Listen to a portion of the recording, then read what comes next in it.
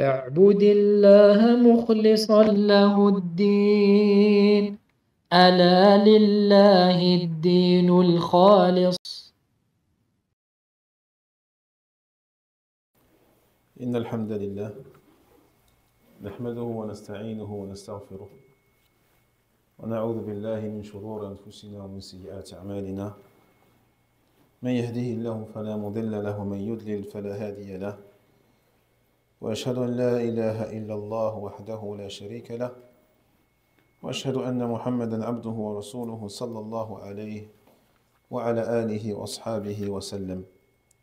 يا أيها الذين آمنوا اتقوا الله حق تقاته ولا تموتن إلا وأنتم مسلمون. يا أيها الناس اتقوا ربكم الذي خلقكم من نفس واحدة وخلق منها زوجها وبث منهما رجالا كثيرا ونساء، واتقوا الله الذي تساءلون به والأرحام إن الله كان عليكم رقيبا. يا أيها الذين آمنوا اتقوا الله وقولوا قولا سديدا يصلح لكم أعمالكم ويغفر لكم ذنوبكم، ومن يطع الله ورسوله فقد فاز فوزا عظيما. أما بعد، فإن أصدق الحديث كتاب الله، وخير الهدي هدي محمد صلى الله عليه وسلم، وشر الأمور محدثاتها، وكل محدثات بدعة، وكل بدعة ضلالة، وكل ضلالة في النار. اللهم علمنا ما ينفعنا وانفعنا بما علمتنا وزدنا علما نافعا وعملا صالحا، آمين يا الله. فما زال حديثنا موصولا في دراسة هذا التفسير الذي هو التفسير الثمين للعلامة العثيمين رحمة الله عليه رحمة واسعة. وما زلنا في تفسير سورة الطور، توقفنا عند قوله تبارك وتعالى: أم تسألهم أجرا فهم من مغرم مثقلون. نعم، خلنا مهدي ما شاء الله.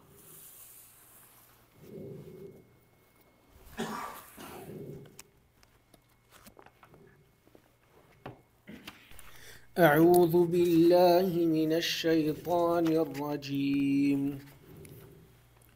أم تسألهم أجرا فهم من مغرم مثقلون، أم عندهم الغيب فهم يكتبون، أم يريدون كيدا فالذين كفروا هم المكيدون، أم لهم إله غير الله سبحان الله عما يشركون.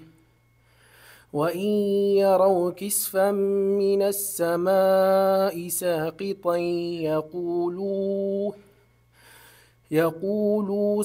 يقولوا سحاب مركوم، فذرهم حتى يلاقوا يومهم الذي فيه يصعقون. نعم، بارك الله فيك، أحسنت. نعم، ثاني يقرأ غدي. أعوذ بالله من الشيطان الرجيم. أم تسألهم أجرا فهم من مغرم مثقلون، أم عندهم الغيب فهم يكتبون، أم يريدون كيدا فالذين كفروا هم المكيدون، أم لهم إله غير الله سبحان الله عما يشركون. وإن يروا كسفا من السماء ساقطا يقولوا سحاب مركوم، فذرهم حتى يلاقوا يومهم الذي فيه يصعقون. نعم، كيف أحسنت، جميل. الأخ من أهل فوق الكيش أخير فوق الكيش. أعطينا المصحف والميكروفون.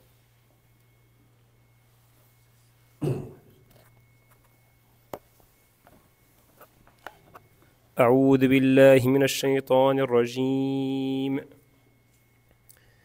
أم تسألهم أجرا فهم من مغرم مثقلون أم عندهم الغيب فهم يكتبون أم يريدون كيدا فالذين كفروا هم المكيدون أم لهم إله غير الله سبحان الله عما يشركون وإن يروا كسفا من السماء ساقطا يقول سحاب مكروم فذرهم حتى يلاقوا حرف السين ساقطا يقول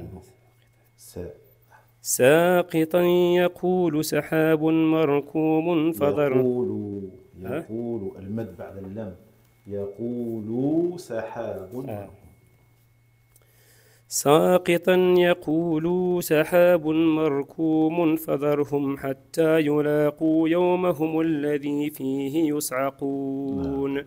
بارك الله فيك. انتبه لهذا نطق السين ساقي ساقي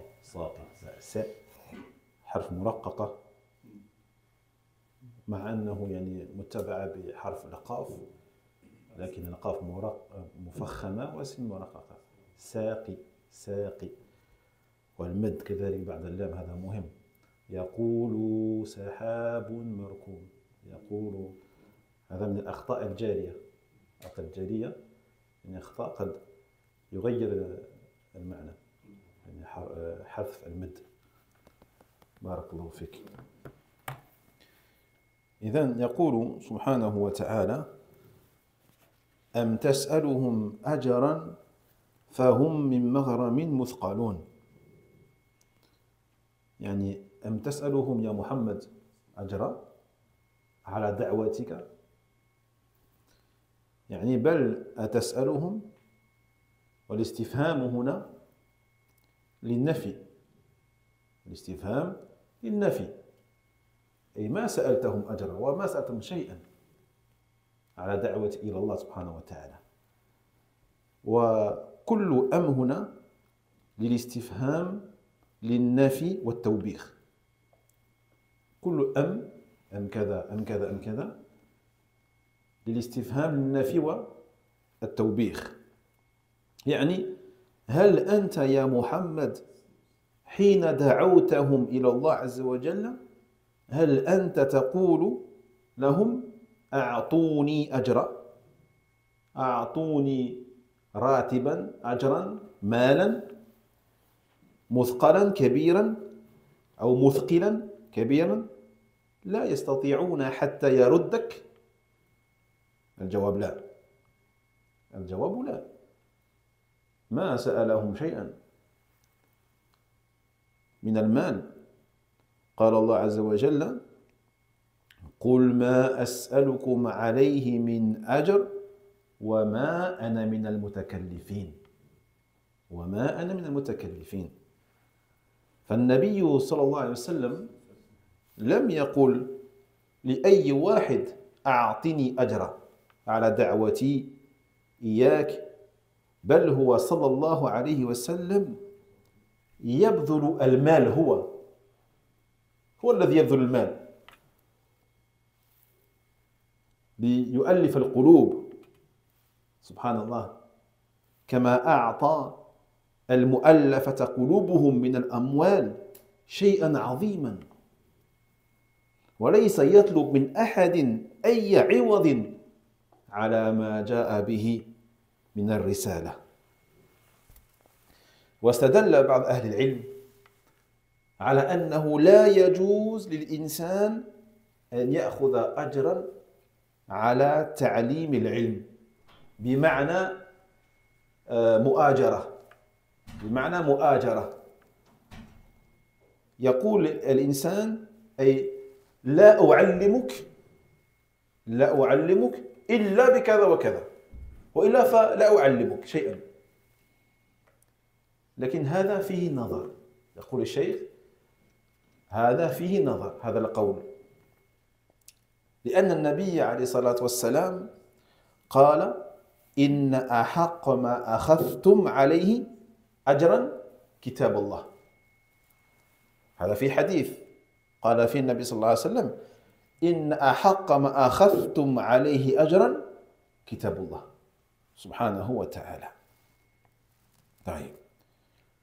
Donc, nous poursuivons l'étude du tafsir de la sourate At-Tur de l'imam al-Shaykh al-Uthaymin, rahimahullah. Et nous sommes arrivés à la parole d'Allah Jalla wa Ala dans le sens du verset. Leur demandes-tu un salaire de sorte à ce qu'ils ne peuvent te rémunérer? Ils sont dans l'incapacité ou dans la difficulté de te donner ce que tu demandes comme salaire, ajra. Est-ce que tu leur as demandé cela? Donc ici, bien sûr, la question, l'interrogation d'Allah Tabarak wa Ta'ala exprime ici la négation, bien sûr. À travers la question, Allah Jalla wa Ala nous donne la réponse. Il nous fait comprendre que le prophète Muhammad sallallahu alayhi wa sallam n'a jamais rien demandé en échange de sa da'wa, de la transmission de son message, alayhi salatu wassalam. Donc tous les M, le mot M ici dans cette sourate est venu pour exprimer soit la négation, soit la réprobation ou la condamnation. Donc ici, de manière sous-entendue, Allah Tabarak wa Ta'ala, il dit, est-ce que, ya Muhammad, est-ce que lorsque tu les as appelés à Allah Tabarak wa Ta'ala, est-ce que tu leur as dit, donnez-moi un salaire, donnez-moi quelque chose qui a une valeur marchande, matérielle, qui fait que vous serez dans la difficulté pour me payer, et donc dans ce cas-là je ne vous appellerai pas, ou dans ce cas-là j'interromprai ma da'wa vers Allah Tabarak wa Ta'ala? Non, la réponse bien sûr que non. Dans la sourate Sad, Allah subhanahu wa ta'ala justement il dit قُلْ مَا أَسْأَلُكُمْ عَلَيْهِ مِنْ أَجْرٍ. Dis, je ne vous demande en retour aucun salaire. Aucun salaire. وَمَا أَنَا مِنَ الْمُتَكَلِّفِينَ. Et je ne fais pas partie, entre guillemets, des imposteurs. Autrement dit, le message que vous apporte, il ne vient pas de moi. Je ne l'ai pas inventé, je ne l'ai pas créé de toute pièce. Il vient d'Allah Tabarak wa Ta'ala. هذا معنى المتكلف. C'est moi qui l'ai inventé. Et je vous transmets juste le message de mon Seigneur. Subhanahu wa ta'ala. Donc le prophète sallallahu alayhi wa sallam n'a jamais dit à qui que ce soit, donne-moi un salaire en échange de ma da'wa, en échange de mon invitation à ton égard d'embrasser l'islam, d'embrasser le tawhid, la ilaha illallah. Au contraire, c'est lui-même qui a dépensé de ce qu'il possède pour la da'wa. Donc non seulement il n'a pas demandé quelque chose en retour, en échange, mais c'est lui qui a dépensé pour notamment affilier les cœurs, pour affilier les cœurs à l'islam, ce que l'on appelle al-mu'allafatu qulubuhum. Et d'ailleurs c'est l'une des catégories des ayants droit de la zakat, des ayants droit de zakat al-mal, qu'on appelle al-mu'allafa qulubuhum, ceux à qui tu vas verser ta zakat pour affilier leur cœur à l'islam. Et parmi eux, il se peut que ce soit des kuffars. Il se peut que tu donnes ta zakat al-mal à un kafir pour affilier son cœur à l'islam. Voyez?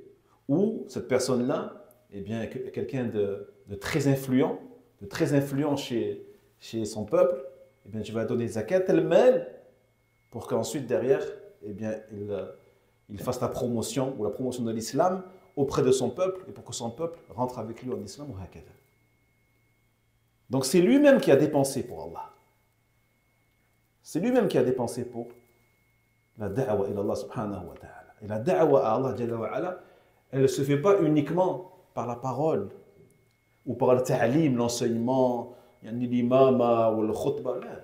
Elle se fait aussi beaucoup par l'argent, par le fait de dépenser ses biens fi sabilillah, في الدعوة إلى الله جل وعلا, en aidant notamment les madaris, les écoles, en aidant les mosquées qui fournissent des cours, qui enseignent aux enfants, aux adultes, aux sœurs, la religion d'Allah tabarak wa ta'ala financièrement, en aidant du'at ila Allah, les prêcheurs à Allah tabarak wa ta'ala, à la sunna, qui sont sur la sunna, en aidant les imams, en aidant les enseignants.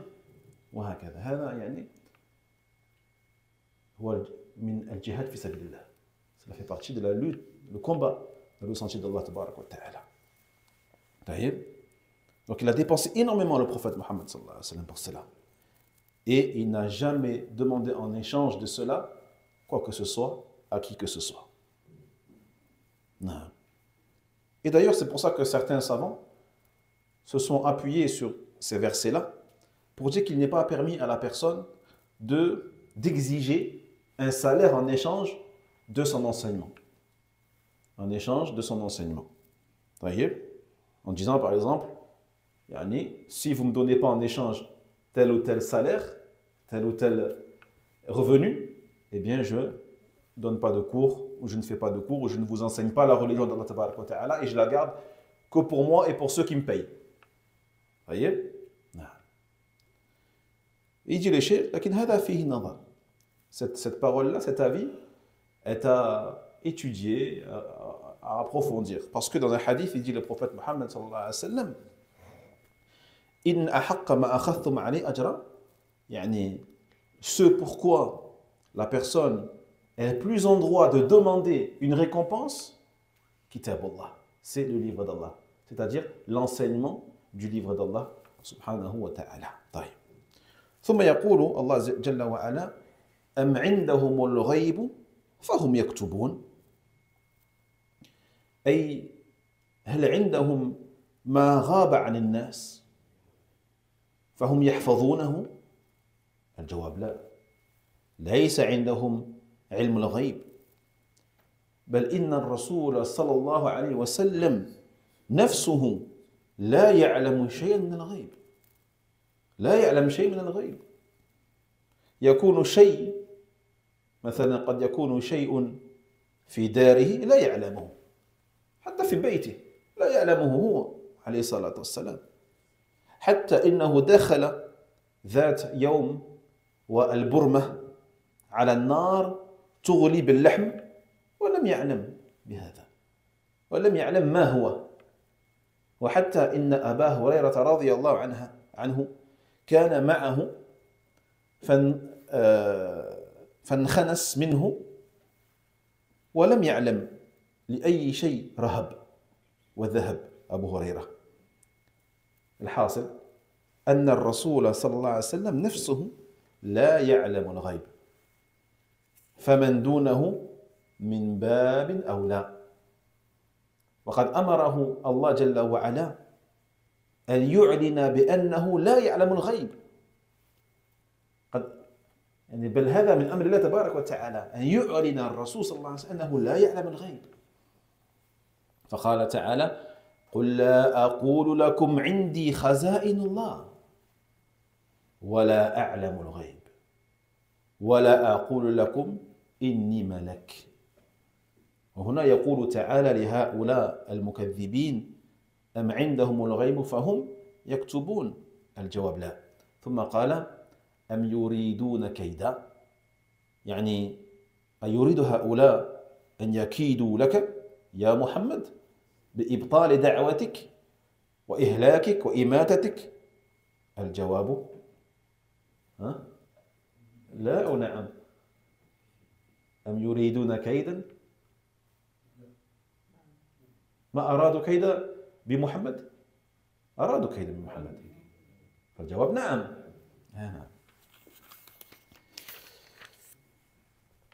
Puis il dit Allah tabaraka wa ta'ala dans le sens du ayah: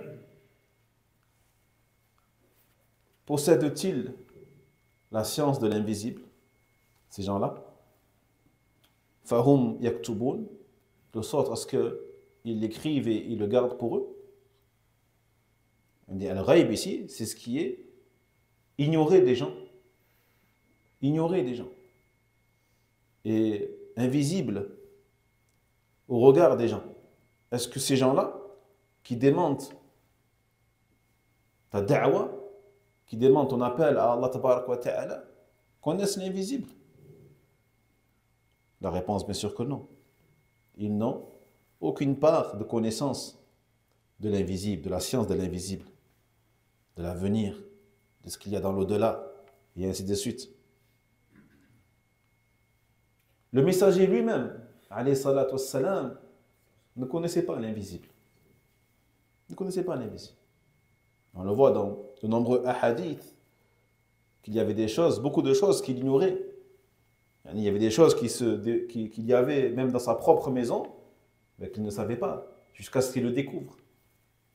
Jaïd, un jour il rentrait et chez lui il y avait une marmite qui était en train de cuire de la viande, et il a découvert, il n'était pas au courant.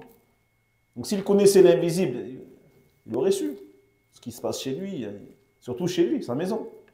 Donc s'il ne sait pas ce qui se passe dans sa maison, avant qu'il le découvre, que dire alors de ce qui se passe en dehors de sa maison? Subhanallah. Jaïd, lorsqu'un jour également, Abu Huraira, il était avec lui, et tout à coup, il est parti. Il ne savait pas pourquoi le prophète Mohammed, jusqu'à ce qu'il lui ait demandé plus tard, pourquoi tu es parti? Et après, le compagnon, il lui a dit. Donc s'il connaissait l'invisible, il n'aurait pas posé la question. Il aurait su de suite pourquoi, la raison pour laquelle il était parti. Donc tout ça pour dire que le messager, alayhi salam, lui-même ne connaît pas le ghaib, ne connaît pas l'invisible. Et donc, toute créature qui n'a pas atteint le degré de Muhammad sallallahu alayhi wa sallam, à plus forte raison, ne connaissent pas l'invisible. Plus que ça, Allah Jalla wa ala lui a donné l'ordre de déclarer qu'il ne connaît pas l'invisible, pour dissiper toute ambiguïté, toute confusion qui pourrait amener les gens à croire que le prophète Muhammad sallallahu alayhi wa sallam connaît l'invisible. Ou lui attribuerait des sifat de rububiyya, de seigneurie, comme l'ont fait malheureusement certains groupes en islam. Certains groupes en islam qui se disent musulmans et qui affilient au prophète Mohammed alayhi salam des attributs de sifat de seigneurie, notamment la gestion de l'univers, peut-être la science de l'invisible, ilmul ghaib et autre que cela. Et cela les a amenés à quoi? Les a amenés à invoquer le prophète Mohammed sallallahu alayhi wa sallam. Au lieu d'invoquer Allah, ils invoquent le prophète. Ya Rasoul, Ya Nabi, Ya Muhammad. Et tu les vois lorsqu'ils sont à Médine, tournés vers la tombe du prophète Mohammed sallallahu alayhi wa sallam, et ils lèvent les mains. Au lieu d'invoquer Allah, ils invoquent le prophète Mohammed sallallahu alayhi wa sallam. Pourquoi? Parce que ces gens-là ont donné au prophète alayhi salam des choses que seul Allah possède. Que seul Allah possède. Et c'est pour notamment cette raison, pour enlever toute ambiguïté, pour fermer la porte à toute exagération par rapport au prophète Mohammed alayhi salam, Allah lui a ordonné de dire et de proclamer قُلْ لَا أَقُولُ لَكُمْ عِنْدِي خَزَائِنُ اللَّهِ. Dis, je ne vous dis pas que je possède auprès de moi les clés des trésors d'Allah. Les clés des trésors d'Allah. وَلَا أَعْلَمُ الْغَيْبِ. Et je déclare également que je ne connais pas l'invisible. وَلَا أَقُولُ لَكُمْ إِنِّي مَلَكٌ. Et je ne vous dis pas non plus que je suis un ange. Je ne suis pas un ange.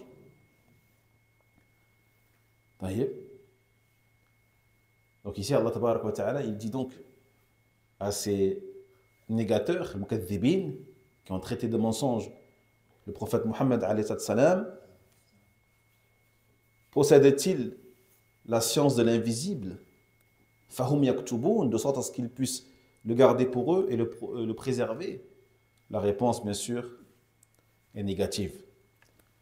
Ensuite, il dit Allah tabarak wa ta'ala, am yuriduna kayda, et veulent-ils ruser, manigancer, yani alayka ya Muhammad, contre toi? Est-ce qu'ils veulent faire des stratagèmes pour te causer du tort, afin de neutraliser ta da'wa, afin plus que ça, de t'emprisonner peut-être, de t'arrêter, de stopper ta da'wa, ou de même de te tuer, Jaïd. comme certains pourraient le faire de nos jours, pour stopper la da'wa au tawhid, pour mettre des obstacles devant la da'wa à Allah, la da'wa à la sunna, pour empêcher les imams, les savants de la sunna de parler et de s'exprimer. Est-ce qu'ils font des rues, ces gens-là? Est-ce qu'ils ont des plans? Ils font des plans pour arrêter ta da'wa, ya Muhammad? La réponse, ici, elle est Naam. Bien sûr qu'ils font des plans. Bien sûr qu'ils font des plans. ولكن كيدهم ليس بشيء بالنسبة إلى كيد الله سبحانه وتعالى. قال جل وعلا ويمكرون ويمكر الله والله خير الماكرين. وقد كادوا له أعظم كيد فإنهم اجتمعوا ماذا يصنعون بمحمد عليه الصلاة والسلام لما رأوا دعوته تنتشر وأنه لا قبل لهم بردها، أي لا يقدرون على يردوا دعوته يعني بالحجج وبالعلم. فاجتمعوا يتشاورون وذكروا 3 آراء: الحبس والقتل والإخراج. الحبس والقتل والإخراج. قال جل وعلا وإذ يمكر بك الذين كفروا ليثبتوك. ما معنى ليثبتوك؟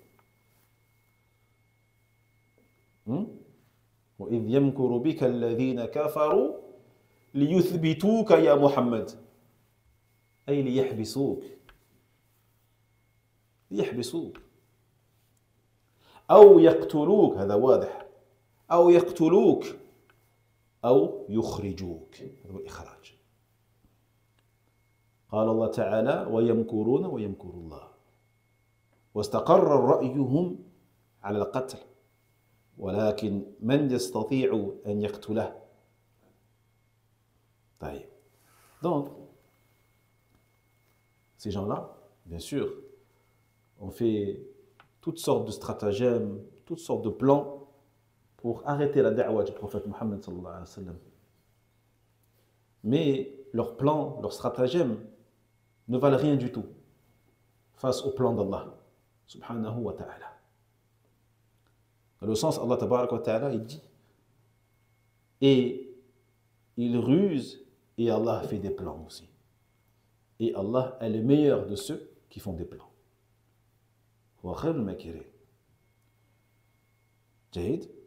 Donc ils ont fait des stratagèmes énormes contre lui. Ils se sont réunis lorsqu'ils ont vu que la da'wa du prophète Mohammed s'était propagée fortement et commençait à se propager fortement. Et on voit les résultats aujourd'hui. Sa da'wa, elle est toujours là, elle continue toujours et toujours. Elle se propage de partout, dans tous les pays, tous les continents, toutes les villes et les villages. Et qu'ils ont vu qu'ils n'arrivaient pas à la combattre avec science, avec arguments, avec des connaissances et des paroles. Donc celui qui n'arrive pas à combattre avec science, avec des arguments forts et des preuves, qu'est-ce qu'il va faire? Il va utiliser la ruse. Il va utiliser la ruse, et les complots, et les manigances, et les stratagèmes. Jahid. Et donc, ils se sont réunis et sont parvenus à 3 possibilités. Ils se sont dit, donc soit on l'attrape et on l'enferme pour qu'il arrête de parler, comme certains le font avec certaines personnes aujourd'hui, ils vont les enfermer pour les empêcher de parler. Ou soit, carrément, c'est la ruse la plus grave, on va le tuer, on va l'assassiner. Ou soit, on va l'expulser. On va l'expulser de l'endroit et on va l'exiler loin, comme ça il nous laisse tranquille, et il va embêter les autres. Mais il dit Allah tabaraka wa ta'ala wa idh yamkuru bika alladhina kafaru yuthbituk. Donc ces 3 idées-là se retrouvent dans un des versets de la sourate Al-Anfal, verset 30, dans lequel Allah Jalla wa Ala, il dit justement et mentionne lorsque ceux qui ont mécru ont rusé contre toi afin de t'emprisonner ou de te tuer ou de t'exiler. Donc il dit Allah Jalla wa Ala wa yamkuruna wa yamkurullah. طيب لكن من يستطيع أن يقتل الرسول صلى الله عليه وسلم؟ يعني ليس أمرا لينا وسهلا. لماذا؟ لأن محمدا صلى الله عليه وسلم كان من بني هاشم، قبيلة بني هاشم، فبنو هاشم سوف يطالبون يعني الدم، فقالوا يجتمع 10 شبان أو شبان من قبائل متفرقة من العرب. ما هو الكيد؟ أن يجتمع 10 شبان من قبائل مختلفة جيد من العرب، ويعطى كل واحد منهم سيفا صارما، ويضربون محمدا صلى الله عليه وسلم ضربة رجل واحد فيتفرق دمه حينئذ في القبائل، فتعجز بنو هاشم عن المطالبة، حتى تعجز بنو هاشم عن المطالبة. فعلوا ذلك ولكنهم مكروا ومكر الله والله خير الماكرين، فأنجاه الله منهم ثم أذن له أن يهاجر، فهاجر إلى المدينة. Mais leur vœu et leur volonté de l'assassiner ne pouvaient pas être facile, n'était pas facile. Car il faut savoir que le prophète Mohammed sallallahu alayhi wa sallam faisait quand même partie des descendants de Bani Hashim. Et vous savez qu'à l'époque, donc, eh bien, il fonctionnait en clan. Chaque clan avait son chef et son dirigeant. Et lorsque un clan assassinait un membre de l'autre clan, eh bien, il devait y avoir une indemnisation qui devait se faire automatiquement. Donc ils se sont dit, donc si on tue Mohammed sallallahu alayhi wa sallam qui fait partie de Bani Hashim, on va devoir, ils vont demander le prix du sang. Donc comment allons-nous faire? Eh bien, ils ont décidé de réunir 10 jeunes hommes de 10 tribus différentes. 10 jeunes hommes de 10 tribus différentes à qui ils allaient donner à chacun une épée et qu'ils allaient tuer le prophète Mohammed sallallahu alayhi wa sallam en le tuant en un seul coup. En même temps, D'accord? Jusqu'à ce que le prix du sang soit divisé, partagé à travers ou entre ces 10 tribus. Et ils se sont dit que dans ce cas-là, le clan de Bani Hashim ne pourront pas demander le prix du sang à toutes ces tribus-là. Ils seront trop faibles pour demander à 10 tribus en même temps. Et ils n'oseront pas le faire. Mais bien sûr, Allah Jalla wa Ala savait donc ce qu'ils allaient faire. Ils ont rusé, mais le plan d'Allah, bien sûr, est bien meilleur. Et Allah est le meilleur de ceux qui font des plans. Et Allah Jalla wa Ala donc l'a sauvé et il lui a permis de faire la hijra à Médine. أم يريدون كيدا فالذين كفروا هم المكيدون. الجملة هنا جملة اسمية معرف طرفاها مفصولة بضمير الفصل مما يدل على التوكيد والحصر. يعني فالكيد للذين كفروا. وهنا قال تعالى أم يريدون كيدا فالذين كفروا هم المكيدون. لم يقول أم يريدون كيدا فهم المكيدون، بل يقول أم يريدون كيدا فالذين كفروا هم المكيدون. فهذا الأسلوب عند علماء البلاغة يسمى الإظهار في موضع الإضمار، ومعناه بدل أن يقال فهم المكيدون قال الله تعالى فالذين كفروا هم المكيدون. ولهذا فائدة بل أكثر إذا قال فالذين كفروا معناه أن هؤلاء كفار، يعني هؤلاء الكائدون كفار، ومعناه أن من كان كافرا فهو المكيد، كل كافر مكيد. جيد؟ هذا مما استفدنا من هذا الأسلوب. وإن كان من غير هؤلاء هاتان فائدتان معنويتان. Puis il dit Allah Tabarak wa Ta'ala, donc dans le sens, veulent-ils user de stratagèmes? Ceux qui ont mécru, ce sont ceux-là qui sont victimes du stratagème. Vous voyez? Veulent-ils user de stratagèmes? Ceux qui ont mécru, c'est eux qui sont victimes du stratagème. El-Makidoun. D'accord? Donc la phrase ici, ce verset-là, c'est une phrase qu'on appelle une phrase nominale, qui est déterminée et qui est séparée au milieu par ce qu'on appelle un damir, qui est hum. فَالَّذِينَ كَفَرُوا, c'est mu'arraf. فَالَّذِينَ كَفَرُوا, et ceux qui ont mécru. Hum, damir, al-makidoun, mu'arraf. Et cette façon de parler dans la rhétorique arabe indique ici une affirmation forte. Une affirmation forte, tawkid. Hum al-makidoun, on a un tawkid ici. D'accord? C'est pas comme si on disait فَالَّذِينَ كَفَرُوا al-makidoun. Non. فَالَّذِينَ كَفَرُوا هُمُ الْمَكِيدُونَ.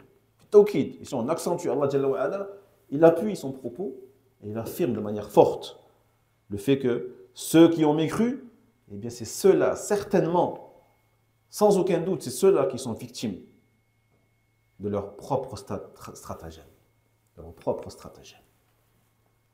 Qui se retournent contre eux. هذا هو معنى. جيد. Et personne d'autre. On a ce qu'on appelle aussi un hasr. On a un tawkid, et on a aussi un hasr, une restriction, signifiant que seuls ceux qui ont mécru seront victimes de ces ruses, et personne d'autre.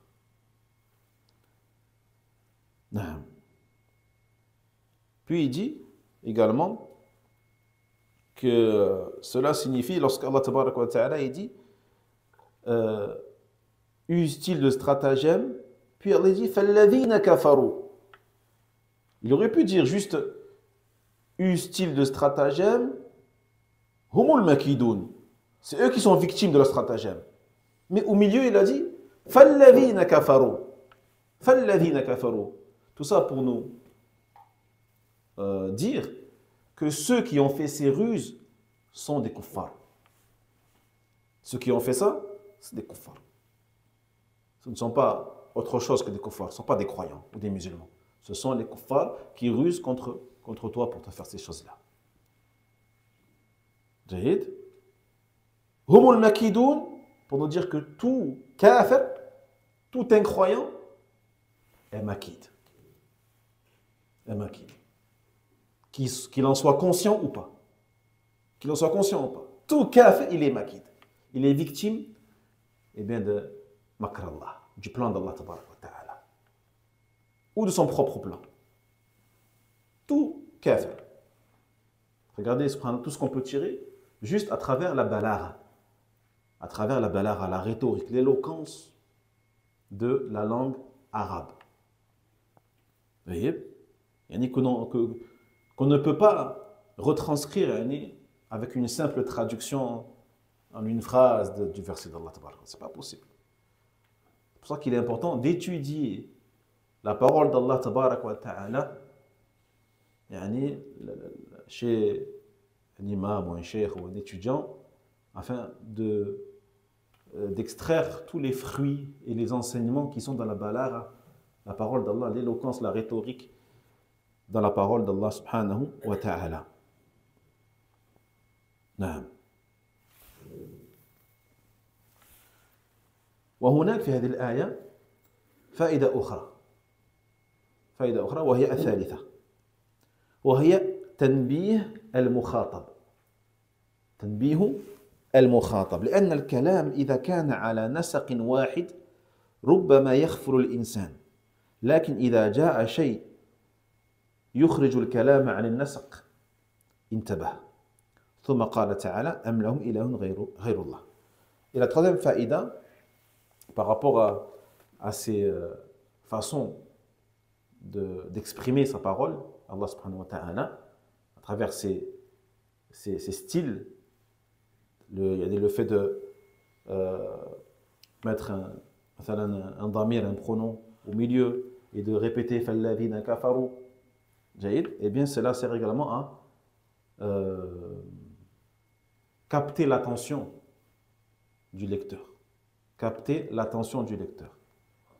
Pour celui qui, lorsqu'il lit, il fait attention un minimum à ce qu'il est en train de lire. Il essaye de méditer, il essaye de remarquer ces différents styles et procédés. D'accord? Celui qui se concentre un minimum et qui a un minimum de connaissances, eh bien, il remarquera ces choses. Et lorsqu'il les remarquera, cela va capter son attention.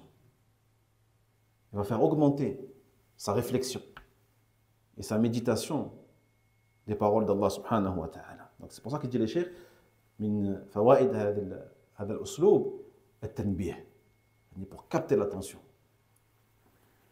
Car lorsque une personne qui fait un discours, d'accord, on parle des créatures, une personne qui fait un discours et qui utilise du début à la fin le même style, tout le temps. Qu'est-ce qui va se passer?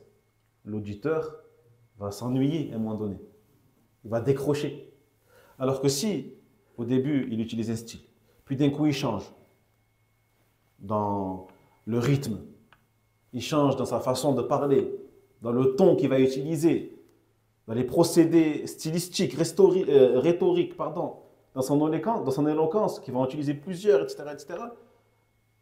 Eh bien là, cela va faire que ceux qui l'écoutent, son auditoire, il soit concentré, captivé. Et c'est ce qu'on appelle l'éloquence. C'est ça l'éloquence. C'est arriver à captiver l'attention de ceux qui t'écoutent. C'est pas juste utiliser des mots compliqués ou du vocabulaire. Non, c'est aussi il y a plein de choses, yani. Encore une fois, le rythme, le ton, le vocabulaire, les silences, même les silences. Même les silences font partie de l'éloquence. Savoir quand s'arrêter de parler. À quel moment laisser un petit silence. Pour laisser la personne qui est en face de toi gamberger et réfléchir. Et ça, yani, les politiciens le font beaucoup. Car ils savent que yani, cela fait partie des choses qui gagnent le plus le cœur des gens et l'attention des gens. C'est pas pour rien que le prophète il a dit sallallahu alayhi wa sallam inna min al-balaghi sihra. Sihra. Certes, fait partie des catégories du sihr, l'éloquence. L'éloquence.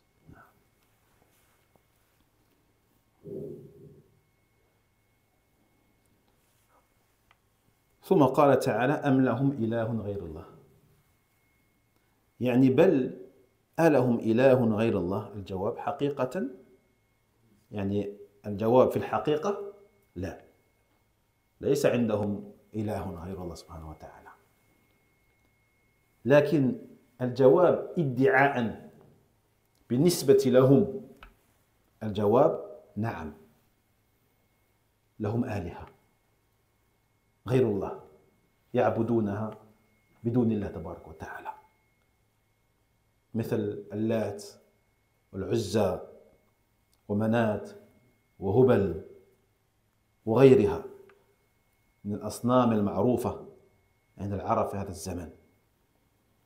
ولهذا قال سبحان الله عما يشركون.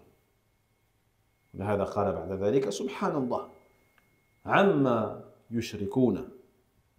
فنزه الله سبحانه وتعالى نفسه عما يشرك به هؤلاء ليبين أن هذه الأصنام باطلة وأن الله منزه عن كل شريك. Puis il dit Allah Jalla wa Ala dans le sens du ayat, possèdent-ils ou ont-ils une divinité en dehors d'Allah subhanahu wa ta'ala? Donc la réponse ici, eh bien, peut être affirmative et négative. Si on prend le point de vue de la réalité, ont-ils une vraie divinité avec Allah tabarak wa ta'ala qu'ils adorent en dehors d'Allah de manière légitime? La réponse sera non. Mais si on part du point de vue, ont-ils des divinités qu'ils adorent avec Allah tabarak wa ta'ala de manière illégitime, il y a des fausses divinités? La réponse sera oui, ils en ont. Parce que dans la langue arabe, le mot ilah est utilisé pour Allah, mais aussi pour les fausses divinités. Aliha. Aliha. C'est pour ça que l'on dit que ma'na la ilaha illallah. Le sens de la ilaha illallah, ce n'est pas il n'y a de Dieu que Dieu. C'est pas ça le sens. Parce que le mot ilah, comme on a dit, peut renvoyer à une fausse divinité.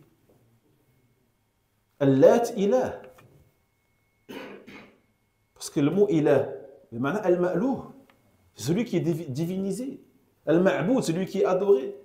Donc du moment où cette statue, Allat, ou l'Uzza, ou Manat, ou Hubal, ou Bouddha, sont divinisés et adorés avec Allah, eh bien linguistiquement, on peut dire que ce sont des aliha, des divinités.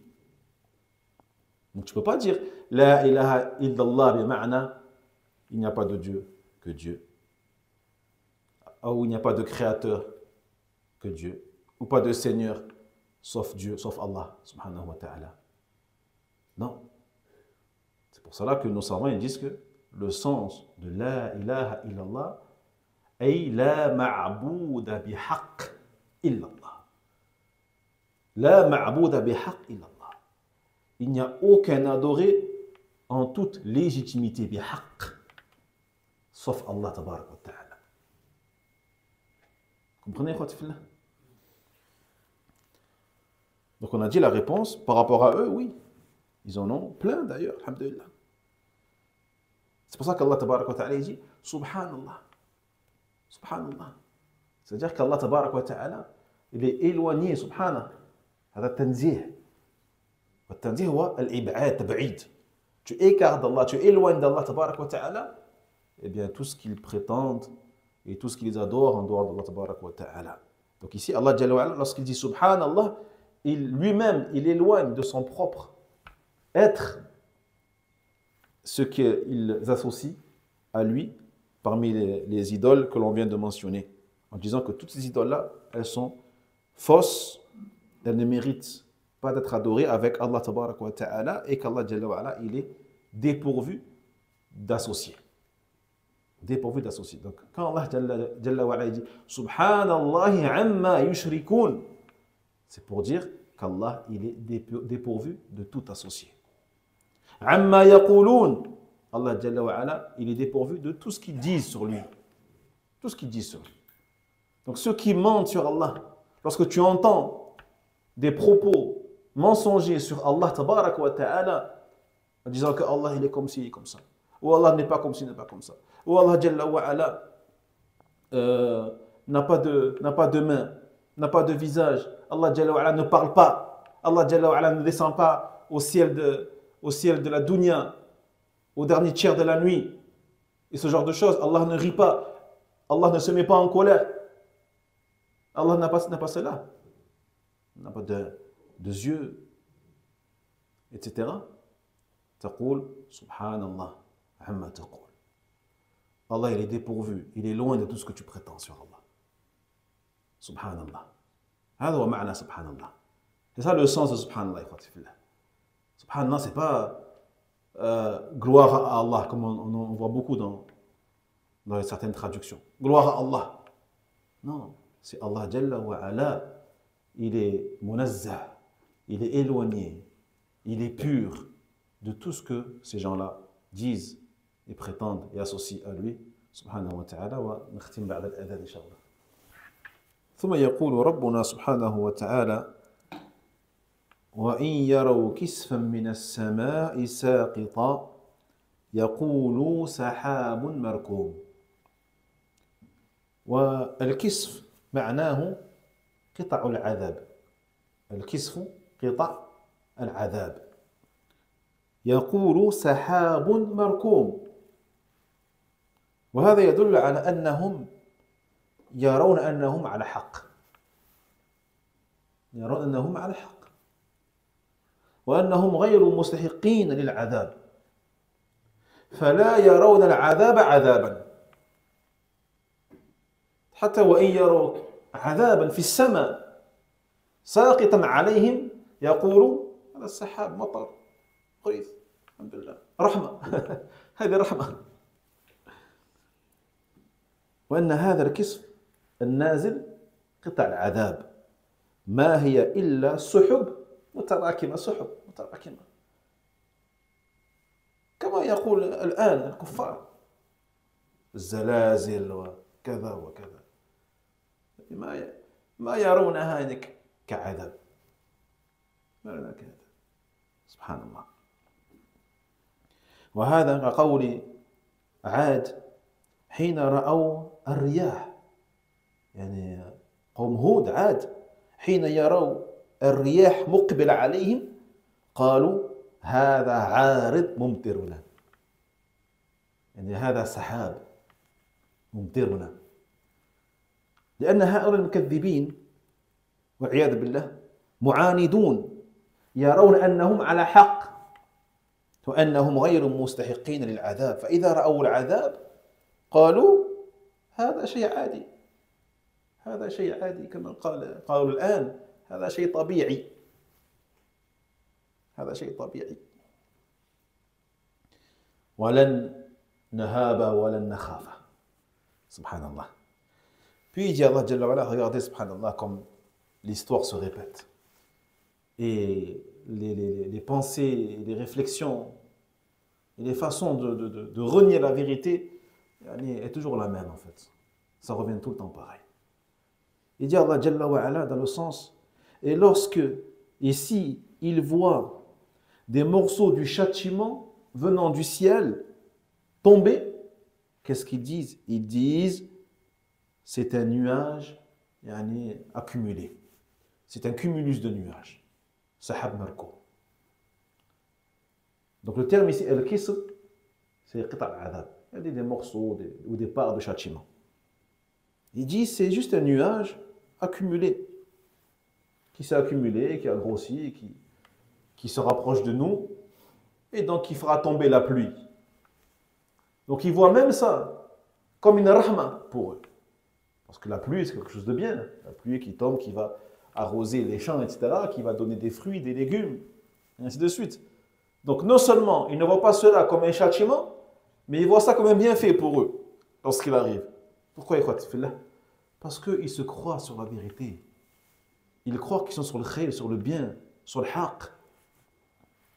Et ils pensent qu'ils ne méritent pas qu'Allah tabarak wa ta'ala les punisse. نعم لا تعمى الأبصار ولكن تعمى القلوب التي في الصدور. C'est pour ça qu'Allah tabarak wa ta'ala dans le sens il dit c'est pas les yeux qui s'aveuglent, c'est les cœurs qui s'aveuglent. Donc une fois que ton cœur il est aveugle, tu ne vois pas le châtiment d'Allah, le rappel d'Allah comme un rappel. Allah leur donne des rappels, subhanallah.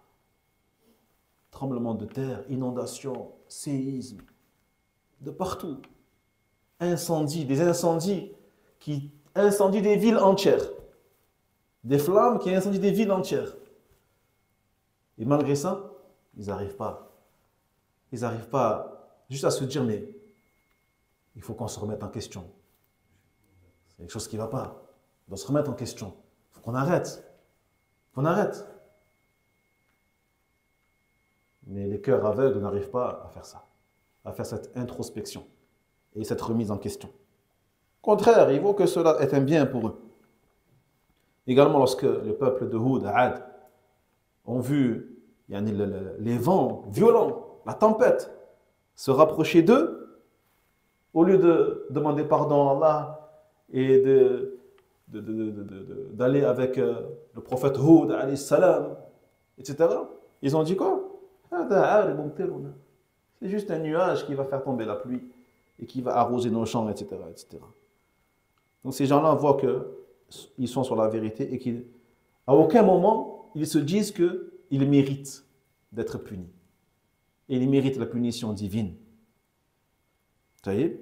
Au contraire, ils voient cela comme quelque chose de naturel, dont ils n'ont pas peur et qu'ils ne craignent pas. Comme aujourd'hui, comme on a dit, lorsque on a des tsunamis, on a des inondations, on a des tremblements de terre, des éboulements de terrain, des volcans qui se réveillent et qui provoquent parfois des dizaines et des dizaines de milliers de morts, de blessés, de disparus.